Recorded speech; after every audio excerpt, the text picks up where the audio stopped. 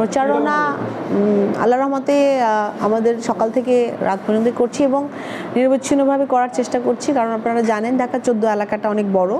দারুসালাম, শাহালি, মিরপুর, তারপরে আপনার 2টা ইউনিয়ন আছে, সাভারের বনগ্রাম আর কাউন্দিয়া, 2টা সহ অনেকজন ভোটার আসলে এখানে।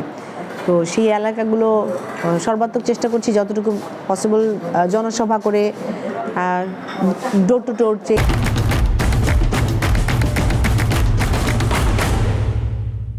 ডোর চেয়ে কভার করার জন্য। তো সেই জায়গাতে অনেক শিক্ষা প্রতিষ্ঠান আছে, মসজিদ, মাদ্রাসা আছে, সবগুলোতে আমাদের প্রচারণা যেন জারি থাকে সেইভাবে কাজ করে যাচ্ছি।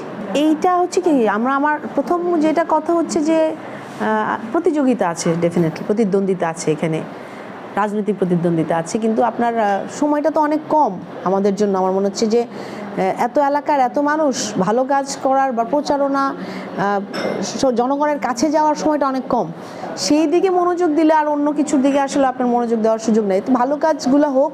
আমরা যেমন আপনারা জানেন যে মেডিকেল ক্যাম্প করেছি কয়েকটা গ্রাম, যেটা বনগ্রামে, তারপরে কাউন্দিয়াতে গিয়েছি, জনসভা হয়েছে, যেই গ্রাম হয়তো প্রথমবার আমরা গিয়েছিলাম। তো সেই জায়গাগুলোতে মানুষের কাছে যাওয়া, সামনে যাওয়া, ধানের শীষের প্রতীক নিয়ে তারা হচ্ছে মনোনীত প্রার্থীকে দেখেছেন পোস্টারে বা ব্যানারে বা অনলাইনে, কিন্তু সামনে যেয়ে যখন তাদের সাথে কথা বলা হয়, মহিলা যারা আমাদের মায়েরা, খালারা, বোনরা, তাদের সামনে যখন যাই তাদের মধ্যে একটা অন্যরকম আনন্দ তাদের চোখে দেখতে পাই।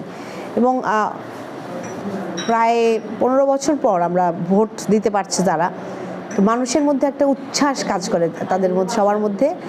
আর হয়তো ইনশাল্লাহ আর যারা তরুণ প্রজন্ম এখনকার ভোটার হলো, তো তাদেরকে সাথে নিয়ে তাদের চিন্তাধারাগুলো শুনি আমরা উঠান বৈঠকগুলোতে। তো সেইগুলোতে আমরা চেষ্টা করছি সর্বাত্মক যে এলাকাবাসী যারা থাকেন তাদের আকাঙ্ক্ষা কী, তাদের চাহিদাগুলোকে জানা এবং সেই অনুযায়ী আমাদের পরিকল্পনাগুলো করা। যেমন এলাকা ভিত্তিক রিকোয়ারমেন্টগুলো একটু ডিফারেন্ট এখানে। আমরা যেটা দেখতে পাই মিরপুরে একরকম, শাহালি, দারুসালামে একরকম, আবার বনগাঁ কাউন্দিয়াতে একরকম। আপনারা জানেন যে ওই 2টা ইউনিয়ন নদীর ওই পারে, তাদের চাহিদা একটা ব্রিজের, যেটা আবার এইদিকে নাই, আমাদের নাই। যেমন এখানে আবার জনদুর্ভোগ হচ্ছে, খুব যানজট, খুব ট্রাফিক সিস্টেমের ম্যানেজমেন্টটা নাই। তো সেই জিনিসগুলো মানে এলাকা ভিত্তিক বিভিন্ন, সেইগুলো আমরা আসলে জানার চেষ্টা করছি এবং ওই অনুযায়ী আমাদের কি পরিকল্পনা থাকবে সেগুলোও নেওয়ার চেষ্টা করছি। আমি বিগত আপনারা জানেন প্রায় যুগেরও বেশি সময় রাজপথেই ছিলাম, মানুষকে সাথে নিয়েই ছিলাম এবং মানুষের অধিকার আদায়ের জন্য, ন্যায় বিচারের জন্য আমরা যারা বলপূর্বক গুম আর বিচার বহির্ভূত হত্যার শিকার, সকলের অধিকার আদায়ের জন্য, ন্যায় বিচারের জন্য কাজ করেছি একসাথে। নির্বাচনটার ডিসিশন হয় যখন রাজনৈতিক মাঠ পরিস্থিতি সৃষ্টি হয় এবং যখন আমরা ধানের শীষের জন্য মনোনীত করা হয়, তখন কিন্তু আমরা নির্বাচনের জন্য প্রস্তুত হচ্ছি এখন এবং রাজনৈতিক মাঠে কাজ করে যাচ্ছি এলাকায়, ঢাকা 14 আসলে। সেই জায়গা থেকে আপনার এখন যখন এই যে আপনাকে বললাম বিভিন্ন সমস্যা, যেমন ধরেন ব্রিজটার কথা, হ্যাঁ, কাউন্দিয়া বনগাঁয়ের জন্য, তারপরে দেখেন ওইখানে স্বাস্থ্যসেবার জন্য তেমন কোনো হাসপাতাল কিন্তু নাই। প্রত্যেকটা শিক্ষা প্রতিষ্ঠান যেগুলোতেই আমরা গিয়েছি সেগুলোর শিক্ষার মান যথেষ্ট নিম্নমানের এবং এত খুব সাফিসিয়েন্ট যে টিচার থাকার কথা ততটুকু কিন্তু নাই আমাদের ওখানে। এবং এটা শুধু যে ওই পারে দেখলাম, এদিকেও দেখলাম এই একই অবস্থাগুলো। যেমন আপনি ধরেন মার্কেটগুলোর সামনে লোডিং আনলোডিংয়ের কোনো জোন নাই, হ্যাঁ, তো সেই কারণে ব্যাপক রকমের জ্যাম হচ্ছে, জায়গাটাতে মানুষের চলাচল বাধাগ্রস্ত হচ্ছে এবং একটা বিশৃঙ্খল অবস্থা কিন্তু আমরা দেখতে পাচ্ছি। তারপরে আপনার আরেকটা দেখেন যে রুল অফ ল না থাকার কারণে মানুষ কিন্তু জননিরাপত্তাহীনতায় ভুগছে, যেখানে দেখা যাচ্ছে যে বাড়ি থেকে যাওয়ার পরে সেখানে তার সন্তানটা আসলে তিনি অভিভাবক হিসেবে চিন্তামুক্ত থাকবেন কিনা, তিনি মাদকের ইয়েতে পড়ে যায় কিনা সন্তান। কারণ ব্যাপকভাবে আমাদের প্রত্যেক এলাকা থেকে যে অভিযোগ আসছে, ব্যাপকভাবে মাদকের খুবই মানে অ্যাভেলেবল এখানে এখন।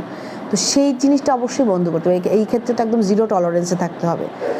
আর নিরাপত্তাহীন এই কারণে বলছি যে আপনার যখন এরকম দুর্নীতিগুলো বেড়ে যায়, দখলদারিত্ব, চাঁদাবাজি এবং এই সমস্ত মাদকের, সেই জায়গাতে আমার মনে হয় যে সামাজিক প্রতিনিধি যারা আছেন তাদের বক্তব্যগুলো সামনে আসা উচিত, জনগণের মানে আস্থার জায়গাটায় যাওয়া উচিত। কারণ তাহলে কিন্তু আপনি সমাজকে ঠিক করতে পারবেন না এবং জনগণের জন্য কিছু করতে পারবো না।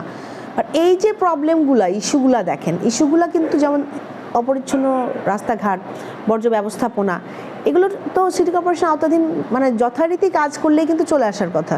15 বছর ধরে কারো ওয়েট করার দরকার ছিল না এই কাজগুলোর জন্য। একটা ব্রিজের রিকোয়ারমেন্ট, খুব ছোট একটা ব্রিজ, আপনি 4 মিনিট লাগে ঢাকার কাছে, একদম সংলগ্ন। আমরা মেগা প্রজেক্ট করতে দেখেছি, মেগা লুট করতে দেখেছি, কিন্তু এই ব্রিজটা কেন করা যায় না? এটা আমার মনে হয় যে যেই মানে পদক্ষেপগুলো, ওটা আমাদের অনেক বেশি কিছু করতে হবে সেটা না, আমরা যদি রেগুলার অ্যাক্টিভিটির মধ্যেও থাকি তাহলেই তো আল্লাহর মতো এগুলো হয়ে যাওয়ার কথা। আর এই ইনস্টিটিউশনগুলো কাজ করে কাদের জন্য? পাবলিকের জন্যই তো, জনগণের জন্য ভাই। তো সেইখানে আমাদেরকে মনে হয় না যে আমাদেরকে অতিরিক্ত কিছু করতে হচ্ছে। আমাদের ন্যায্য যেটা, মৌলিক যেটা, বেসিক যেটা, সেটাই তো করতে হচ্ছে। তো আপনি যদি ধরেন যে রাস্তাঘাটের পরিষ্কার পরিচ্ছন্নতার ব্যাপার ধরেন, যদি বাজারগুলো লোডিং আনলোডিং জোন, যথেষ্ট পরিমাণ পরিকল্পনার অভাব, ডিসিপ্লিনের অভাব আমি দেখতে পাচ্ছি, আর যথার্থ পরিমাণ পরিকল্পনা নাই। যদি পরিকল্পিতভাবে প্ল্যানিং মাফিক করা হয়, অবশ্যই আমার মনে হয় যে ঢাকা 14কে আমরা ভিন্নভাবে দেখতে পাবো ইনশাল্লাহ।